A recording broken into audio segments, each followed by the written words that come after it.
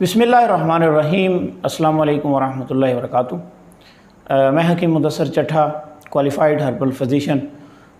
गुज़श्ता 20 साल से मैं अपनी तिब्बी खिदमात अंजाम दे रहा हूँ और तकरीबन 15 साल से तिब्बी तदरीसी सिलसिला भी जारी है। तो आज से हम जो सिलसिला शुरू करने जा रहे हैं उसका आपकी ज़िंदगी के साथ बहुत गहरा तल्लुक़ है। जैसा कि आपसे अर्ज़ किया गया था कि हम आपकी सेहत की बेहतरी के लिए बहुत ही मुनफ़रद सिलसिले आपके लिए लेकर आ रहे हैं।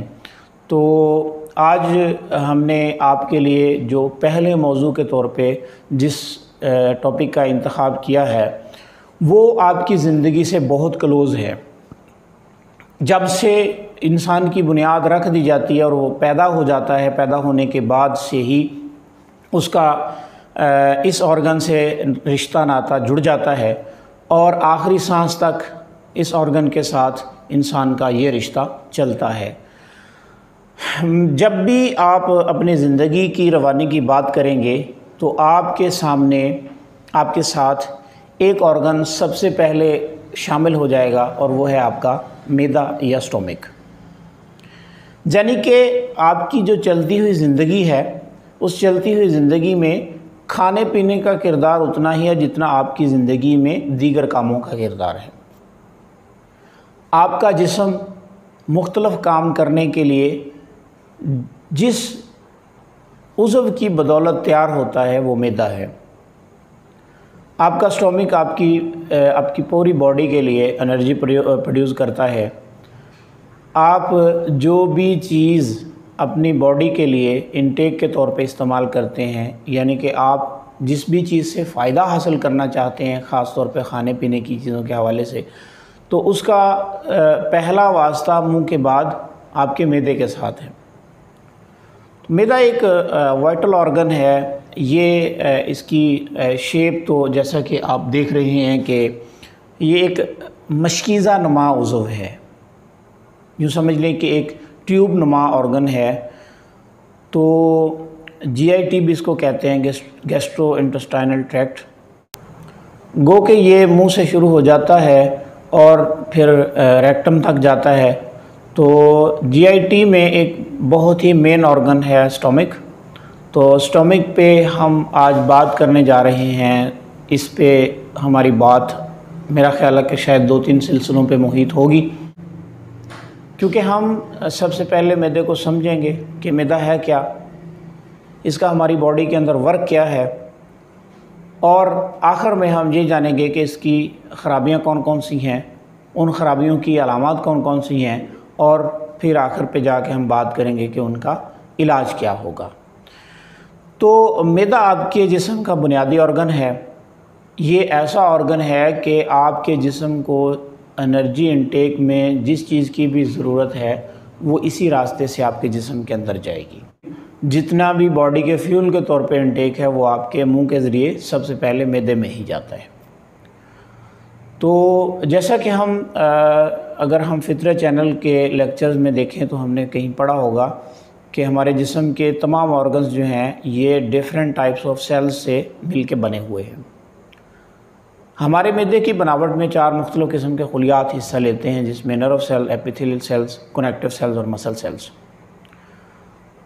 तो जब हम मैदे के वर्क को देखते हैं तो मैदे के काम में मुख्तलिफ़ तरह के अफ़आल हैं, जिनमें से कुछ काम हमारे नर्व सेल्स अंजाम देते हैं, कुछ काम मैदे के हमारे मसल सेल्स अंजाम देते हैं, और कुछ काम जो हैं हमारे मैदे के एपिथेलियल सेल्स अंजाम देते हैं, और इसी तरह कुछ काम जो हैं वो कनेक्टिव सेल्स अंजाम देते हैं।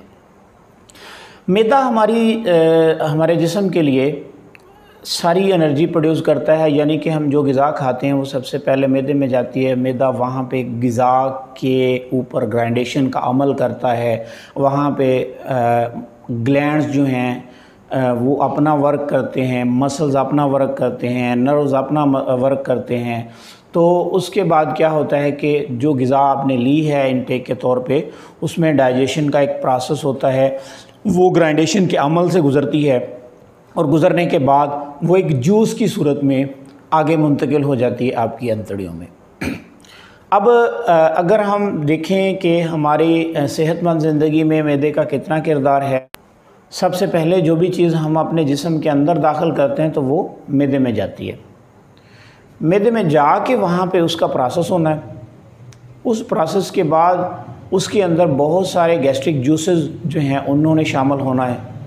تو گیسٹرک جوسز شامل ہونے کے بعد پھر انہوں نے آگے چل کے آپ کی انتڑیوں میں جانا ہے، اور انتڑیوں سے پھر ڈائجیشن کے پروسیس سے گزرتے ہوئے انہوں نے لیور کی طرف جانا ہے۔ اسٹومک کے متعلق بہت ساری پیچیدگیاں واقع ہوتی ہیں، بہت ساری خرابیاں سامنے آتی ہیں، تو ان کو فرداً ہی سمجھا جاتا ہے، ان کے علاج بھی کیے جاتے ہیں، لیکن گہرائی میں کبھی ان خرابیوں کو سمجھنے کی کوشش نہیں کی گئی۔ جہاں تک علاج کا تعلق ہے تو زیادہ تر علاج جو ہے وہ بھی سمجھ لیں کہ عمومیت کے تحت ہی ہوتا ہے، کہ ایسے ہی آپ کے فرض کریں معدے میں درد ہو گئی ہے تو آپ کسی فزیشین کے پاس چلے گئے، اس نے آپ کو کوئی پین کلر انجیکشن دے دیا، آپ کی درد ختم ہو گئی ہے، تو وقتی طور پہ آپ کی جو مصیبت ہے وہ ختم ہو گئی ہے۔ اسی طرح بہت سارے بیکٹیریاز ہیں جو آپ کے معدے پہ GIT پہ مختلف قسم کے حملے کرتے ہیں، جس کے بعد کچھ پرابلمز پیدا ہوتی ہیں۔ اسی طرح آپ کے ایک بہت کامن مسئلہ ہے جسے معدے کی گرمی کے طور پہ جانا جاتا ہے۔ اگر ہم تھوڑا سا نچلے طبقے پہ بات کریں، جو ہمارے عام مزدور طبقہ ہے، تو وہاں بھی اگر ہم اس مسئلے سے متعلق سنیں گے تو آپ کو یہ کہا جائے گا کہ میرے معدے میں گرمی ہو گئی ہے۔ اور اگر ہم تھوڑا چلے جاتے ہیں ماڈرن ٹرمنالوجی میں، تو معدے کے ان پرابلمز کو GERD یعنی گیسٹرو ایسوفیگل ریفلیکس ڈیزیز کے نام سے جانا جاتا ہے۔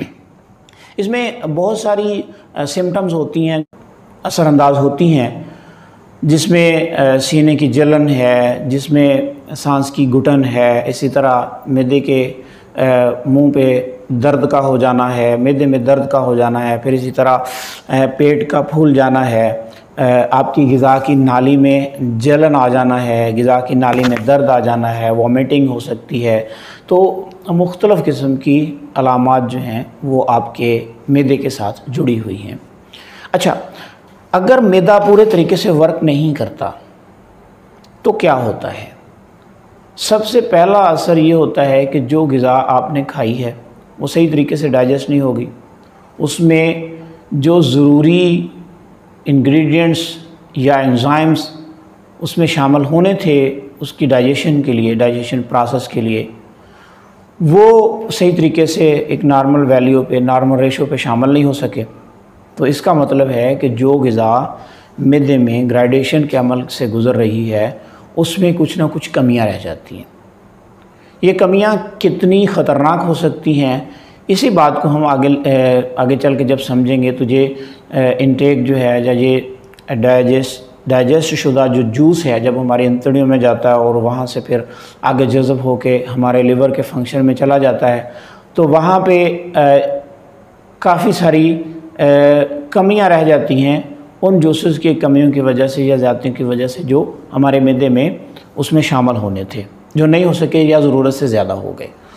تو بات کرنے کا مقصد یہ ہے کہ معدہ ایسا آرگن ہے کہ جو آپ کی بیماری کا سب سے بڑا سبب ہے، یعنی کہ بزرگ تو یہاں تک فرماتے ہیں کہ معدہ تمام امراض کی ماں ہے یا معدہ تمام امراض کی جڑ ہے۔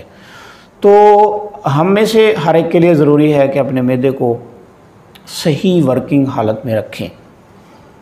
تو معدے کو ورکنگ حالت میں رکھنے کے لیے، اسے ایکٹیو رکھنے کے لیے، اسے صحت مند رکھنے کے لیے ہم کیا کر سکتے ہیں، ہمیں کن چیزوں کو سمجھنا ضروری ہے، ہمیں اپنی غذا کس قسم کی لینی ہے، غذا کے انٹیک میں ہم نے کون کون سی احتیاطیں اختیار کرنی ہیں، کس قسم کی غذائیں جو ہیں ہمارے معدے کے لیے نقصان دہ ہوتی ہیں، کون سی غذائیں ملا کے نہیں لے سکتے، کون سی غذائیں ملا کے لیں تو زیادہ بہتر ہوں گی۔ تو یہ ساری چیزیں ہمارے اس سلسلے میں انشاءاللہ آگے چل کے بیان